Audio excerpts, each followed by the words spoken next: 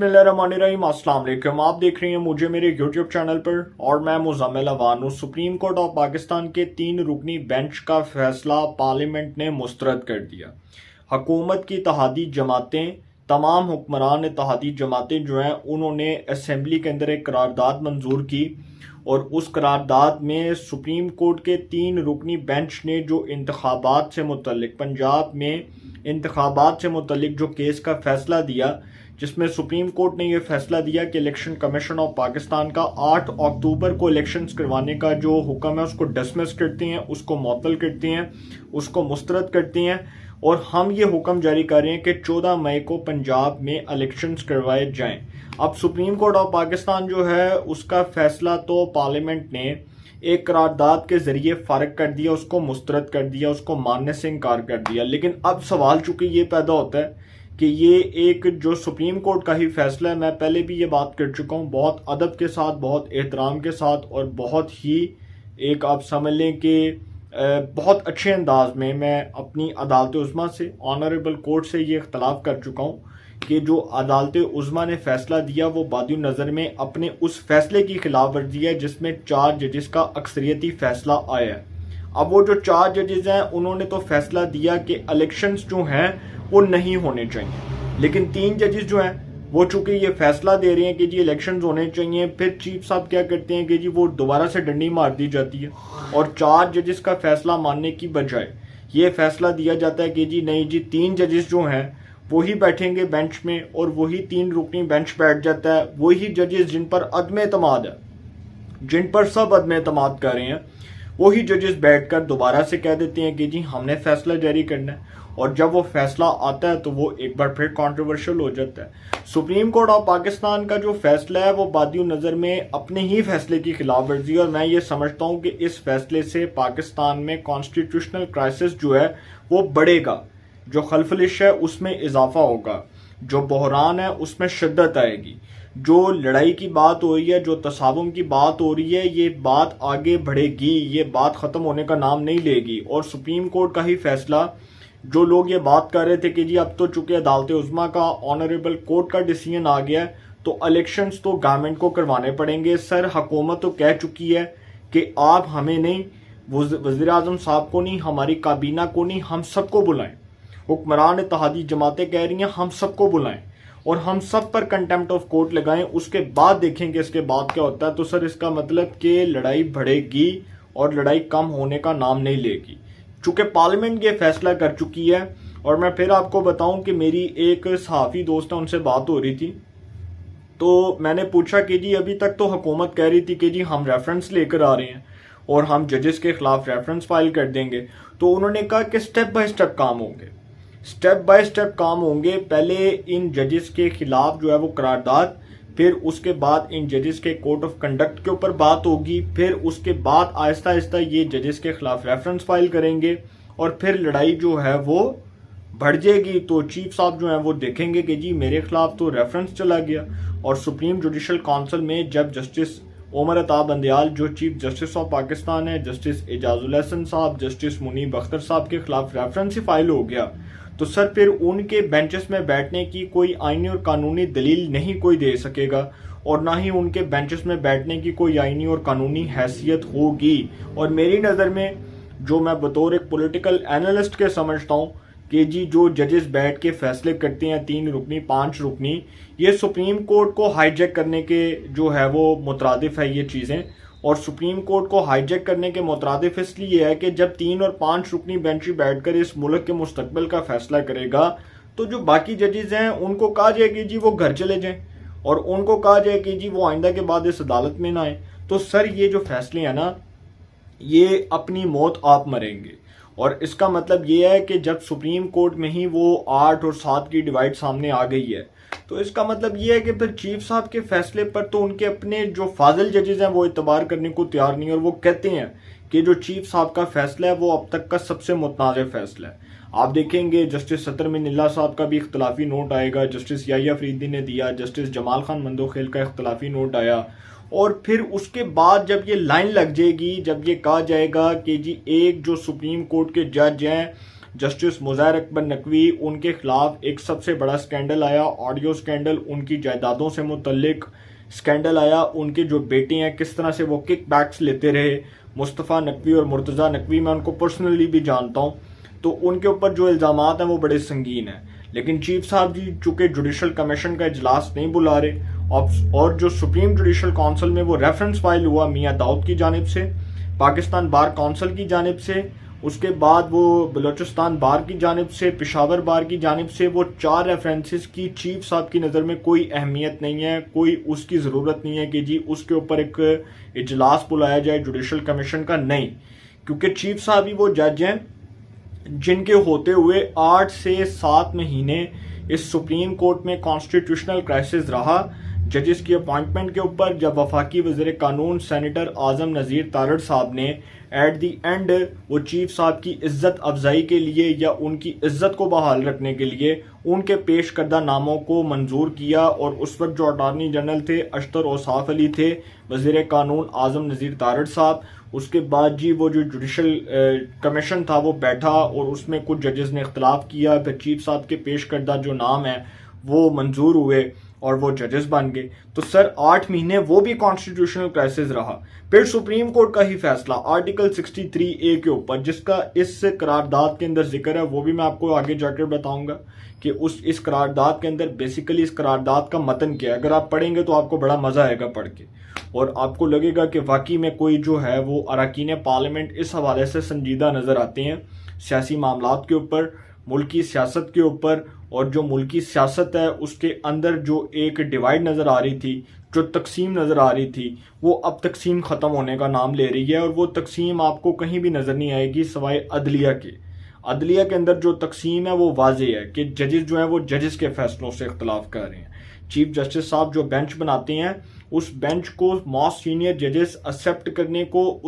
वो जो जजेस हैं वो मोस्ट सीनियर जजेस उस बेंच के फैसले को मानने से इंकारी हैं। अब मैं आपको आगे जाकर बताता हूं कि जी एक जो डिमांड है वो तो ये की जा रही है कि सुप्रीम कोर्ट ऑफ पाकिस्तान जो है अगर वो ये समझती है कि उसकी इज्जत और उसके वकार में इजाफा हो तो वो फुल कोर्ट बना दे,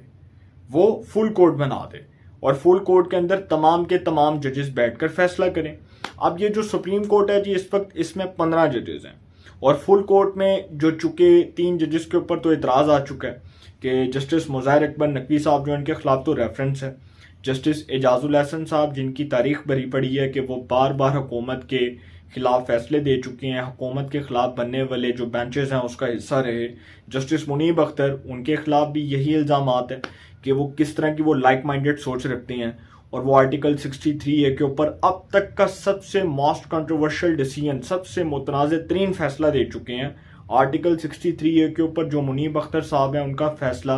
खुद उनके लिए आप समझ लें कि बहुत ही बायस शर्म साबित होगा एक वक्त में, और ये फैसला एक वक्त में इसको पकड़ के डिसमिस कर दिया जाएगा। जो हमारे आने वाले जो चीफ जस्टिस हैं जस्टिस काजी फैज ईसा साहब, वो माइट भी पॉसिबल एक लार्जर बेंच बना दें और वो लार्जर बेंच जब बनेगा वो इस फैसले को डिसमिस कर देगा। अब आते हैं जी कम टू द पॉइंट, लेकिन उससे पहले मैं इस बात को वाइंड अप कर दूं कि ये जो फुल कोर्ट की बात हो रही है, हुकूमत ने यही भी कहा, हुकूमती इत्तेहादी जमातों ने, हुक्मरान इत्तेहादी जमातों ने यह भी कहा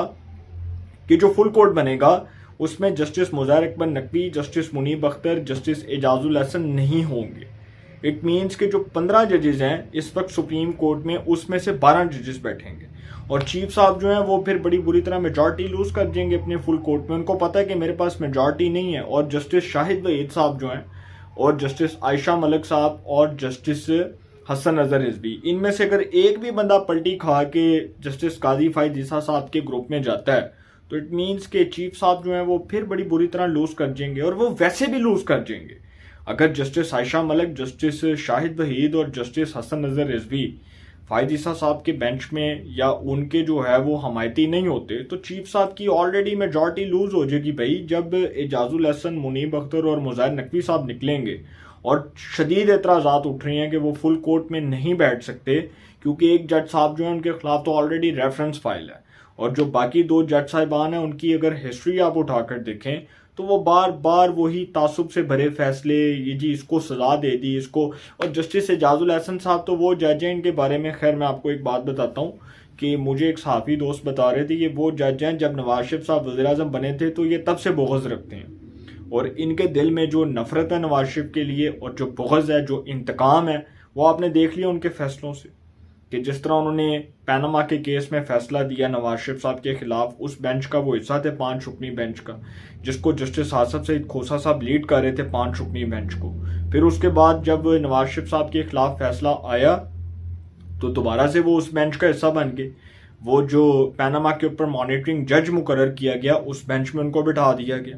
फिर जस्टिस जो एजाजुल हसन साहब हैं वो तलाल चौधरी, निहाल हाशमी, दानियाल अजीज़, उनको नाहल करने वाले बेंच का हिस्सा रहे। फिर जो एजाजुल हसन साहब हैं वो हर बेंच में साकिब निसार साहब के साथ बैठते थे, क्योंकि वो साकिब निसार की बाकियात थी सर। साकिब निसार साहब बिठाते थे और वो फैसले भी साकिब निसार साहब करवाते थे। लेकिन अब आते हैं जी जो करारदाद कौमी असम्बली के अंदर जो मंजूर की गई, जो करारदाद एक बड़ी अहमियत की हामिल तस्वुर की जा रही थी कि जी इसके ऊपर जो है वो कौमी असम्बली में बात होगी और ये करारदाद जो है ये आइंदा मुल्की सियासत जो है उसका रुख मुतय्यन करेगी। तो सर ये जो करारदाद कौमी असम्बली से मंजूर हुई है, इसके मतन के ऊपर आने जा रहा हूँ। ये कहा गया कि जी सुप्रीम कोर्ट का फैसला मुस्तरद किया जाता है और करारदाद में कहा गया कि जी वज़ीर-ए-आज़म और काबीना के फैसलों पर जो अमल नहीं होता इससे भी नुकसान होता है। ये जो वज़ीर-ए-आज़म साहब जो फैसले करते हैं, जो काबीना फैसले करती है, जब इसी को पॉलिटिकल जो है वो पॉइंट स्कोरिंग के ज़रिए इस्तेमाल किया जाएगा तो नुकसान होगा। ये जी इस करारदाद में कहा गया कि जी 3 रुकनी बेंच का फैसला मुस्तरद करते हैं, वज़ीर-ए-आज़म और काबीना फैसले पर अमल ना करें। बलोचिस्तान अवामी पार्टी के जो खालिद मक्सी साहब हैं, खालिद मक्सी साहब, उन्होंने ये करारदाद कौमी असम्बली में पेश की। बलोचिस्तान अवामी पार्टी के खालिद मक्सी ने ऐवान में करारदाद पेश की। करारदाद का मतन ये है कि जी पार्लियामेंट का जो 3 रुकनी अक़लियती बेंच है उसके फैसले को पार्लियामेंट मुस्तरद कर चुकी है और आईन व कानून के मुताबिक अक्सरियती बेंच के फैसले को नाफिजुल अमल करार देती है। करारदाद में कहा गया कि ये ऐवान 3 रुकनी बेंच के अक़लियती फैसले को मुस्तरद करते हुए वज़ीर-ए-आज़म और काबीना को पाबंद करती है कि इस खिलाफ़े आईन व कानून फैसले पर अमल ना किया जाए। सुप्रीम कोर्ट के 4 जज साहिबान के अक्सरियती फैसले की तायद करते हुए इस पर अमल दरामद और आला अदलिया से सियासी और इंतज़ामी अमूर में बेजा मुदाखलत से गुरेज किया जाए। करारदाद में कहा गया कि पार्लियामेंट इस वाज़े करारदाद और सुप्रीम कोर्ट के 4 जज साहिबान के अक्सरियती फैसले को मुकम्मल नज़रअंदाज करते हुए 3 रुकनी बेंच की अक़लियती राय मुसल्लत कर दी, जो सुप्रीम कोर्ट की अपनी रवायात, नज़ायर और तरीक़ाकार की भी खिलाफ वर्जी है। अक्सरियत पर अक़लियत को मुसल्लत कर दिया गया। ये इजलास आईन पाकिस्तान के आर्टिकल 184(3) के तहत, ये करारदाद आईन पाकिस्तान के आर्टिकल 184(3) के तहत 184(3) के तहत मुकदमात को फुल कोर्ट मीटिंग के फैसलों तक समाअत के लिए मुकर्रर ना करने के अदालत उज़्मा के 3 रुकनी बेंच के फैसले की तायद करता है और एक एग्जेक्टिव सर्कुलर के जरिए इस पर अमल दरामद ना करने के इक़दाम को गहरी तशवीश की नज़र से देखता है। ये ऐवान उसी अदालती फैसले को उजलत में एक और मुतनाज़ बेंच के रूबरू समाअत के लिए मुकर्रर करने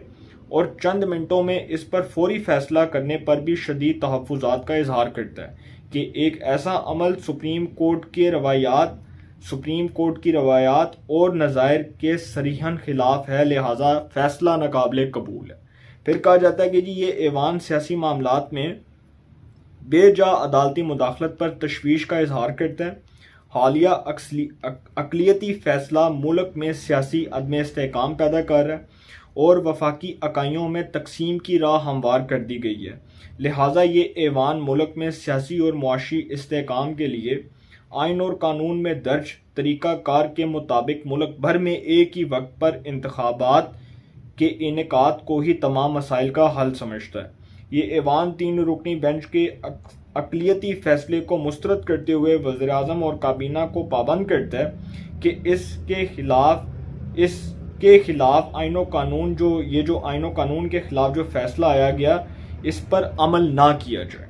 फिर कहा जाता है कि जी ये ऐवान दस्तूर के आर्टिकल 63A, आइन का आर्टिकल जो 63A जिसके ऊपर जस्टिस मुनीब अख्तर साहब फैसला दे चुके हैं उसके ऊपर आ रहा हूँ। ये ऐवान दस्तूर के आर्टिकल 63A की तशरीह और अदालत उज़्मा के फैसले के ज़रिए और असर नो तहरीर किए जाने पर शदीद तशवीश का इजहार करते हुए मुतालबा करता है कि ये अदालत उज़्मा फुल कोर्ट पर नजर षानी करे। सर ये जो करारदाद का मतन है, बेसिकली ये जो लिखा गया, ये जो सारे अल्फाज तहरीर किए गए बड़े ज़बरदस्त और बड़े दबंग अल्फाज हैं, और ये जो अल्फाज हैं ये बेसिकली अदालत उज़्मा के फैसले के खिलाफ चार्जशीट है। अब अदालत उज़्मा कहती है कि जी इलेक्शंस करवाए जाएं, लेकिन हुकूमत डट गई है और वफाकी वज़ीर जो हमारे जो वफाकी वज़ीर हैं पावर डिवीजन के खुरम दस्तगीर साहब, वो कहते हैं कि जी हमने इलेक्शंस नहीं करवाने। खालिद मक्सी साहब कहते हैं हमने इलेक्शंस नहीं करवाने। इस करारदाद के ऊपर अरकान पार्लियामेंट के सिग्नेचर्स मौजूद हैं, और इसका मतलब कि अब बात बढ़ गई है, गल बद गई है। मुख्तार सियाने दस देने पे पहले हम रो रहे थे, रो पिट रहे थे कि वज़ीर आज़म नाहल होगा तो वज़ीर आज़म की काबीना नाहल होगी, लेकिन सर इस बार पूरी पार्लियामेंट तैयार है कि सिर्फ वज़ीर आज़म नहीं कुर्बान होगा, ना पार्लियामेंट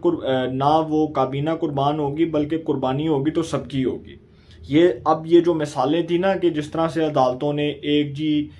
मुल्क के मुंतखब वज़ीर आज़म को स्विस हकाम को ख़त ना लिखने पर डिसक्वालीफाई कर दिया, और वो तब भी वो मुतनाज़ फ़ैसला आया, और फिर जिस तरह से यूसुफ रज़ा गिलानी को इक़्तिदार के ऐवानों से निकाला गया, ये फ़ैसला अब तक का सबसे डर्टी और सबसे मुतनाज़ फ़ैसला था। नवाज शरीफ को जिस फैसले पर निकाला गया इसकी आइन और कानून में नज़ीर नहीं मिलती, मिसाल नहीं मिलती, और नवाज शरीफ को एक ऐसे फैसले के ज़रिए नाहल किया गया जो फैसला पाकिस्तान में आइन और कानून का कत्ले आम साबित हुआ। उसको सिर्फ बेटे की कंपनी से तनख्वाह ना लेने पर डिस्क्वालीफाई कर दिया गया, जबकि ये जो फैसला था ये सुप्रीम कोर्ट ने अपने इस फैसले को खुद अपने हाथों से मुतनाज़ बनाया। जब उन्होंने इस फैसले को तहरीर किया तो ये फैसला खुद ब खुद ऑटोमेटिकली मुतनाज़ बन गया। अब चूंकि ये जो सुप्रीम कोर्ट का डिसीजन है, एक तो पहली बात कि चीफ साहब जब 3 रुकनी बेंच बना देते हैं, तो जब पूरी कौम कह चुकी है कि भाई 3 रुकनी बेंच पर एतमाद नहीं है, तो वो फिर 3 रुकनी बेंच बनाकर फिर वही फैसला मुसल्लत करते हैं जो इमरानी फैसला है, और जो इमरान खान साहब की मोहब्बत का फैसला है, और जो इमरान खान साहब की मोहब्बत में गिरफ्तार होने वाला फैसला है, वही फैसला फिर मुल्क व कौम पर थोप दिया जाता है, मुसल्लत कर दिया जाता है, और उस फैसले के ऊपर फिर तनकीद शुरू हो जाती है। तो सर इलेक्शंस कोई नहीं होने, हुकूमत अड़ गई है, डट गई है, वफाकी काबीना कह चुकी है कि हम डट गए हैं। लिहाजा आने वाले दिनों में पार्लियामेंट और सुप्रीम कोर्ट के दरमियान ये जो क्लैश है, इसमें आप देखेंगे कि बहुत बतदरीज इजाफा होगा, और ये जो क्लैश है ये थमने का नाम नहीं लेगा, क्योंकि पार्लियामेंट फैसला कर चुकी है कि अदलिया के वो गैर आइनी और गैर कानूनी इकदाम जिनको पहले तूल दिया जाता था डिक्टेटरों की जानिब से, जब वो डिक्टेटर गलत काम करते थे, तो अब वो पार्लियामेंट ने फैसला कर लिया कि जी अब इस बार डिक्टेटर तो हैं कोई नहीं, लेकिन इस बार वो लोग, ये सबको सर नज़र आ रहा है, ये सबको रिटन ऑन द वॉल नज़र आ रहा है कि ये फैसले कौन करवा रहा है, और ये सबको रिटन ऑन द वॉल नज़र आ रहा है कि इमरान खान की मोहब्बत में ये जो फैसले हो रहे हैं, और फिर वो जो अदालत में रोना रोया जाता है कि जी हमारे भी जज्बात हैं, हमारे भी एहसासात हैं। तो सर ये जो फैसले हैं ये बेसिकली इमरान खान साहब की मोहब्बत के जो फैसले हैं ये बहुत बड़ों को ले डूबेंगे और बड़ों की नसें वट देंगे। मैं फिर ये बात कर रहा हूँ, सॉरी टू से मैं ये अल्फाज यूज़ कर रहा हूँ, ये बड़ों के लिए जो है ना वो नुकसान का सबब बन सकते हैं ये फैसले, और नुकसानदेह साबित होंगे, लेकिन नहीं समझ आ रही, क्योंकि इमरान खान साडा लाडला है, उन्होंने उस इकतदार च लैके आना है, इलेक्शन होंदे कहते कराने ने, असैंबलियां होंदे कहते तोड़नियां ने, प्रैशर होंदे कहते पाना है, फैसले से होंदे कहते देने ने। तो सर फिर करवा के देख लें, आप भी शौक पूरा कर लें। गवर्नमेंट भी कह चुकी है कि पैसा कोई नहीं, आप मौजे मारें, तो आप करवा लें इलेक्शन। अगर आप करवा सकते हैं तो डेफिनेटली आप करवाएं, आपको किसी ने नहीं रोका। लेकिन इसका मतलब यह है कि लड़ाई अब बढ़नी है और अब वो ख़त्म होने का नाम नहीं लेगी। अब जो फैसले लोग अपने जो भी फैसले मुसल्लत करने की कोशिश करेंगे उनको मुंह की खाना पड़ेगी। पार्लियामेंट कह चुकी है कि अब ईंट का जवाब पत्थर से मिलेगा। अपनी राय का कमेंट्स में ज़रूर इज़हार कीजिएगा। इंशाल्लाह एक नए सेगमेंट के साथ फिर मुलाकात होगी। अपना बहुत ख्याल रखिएगा। अल्लाह निगहबान।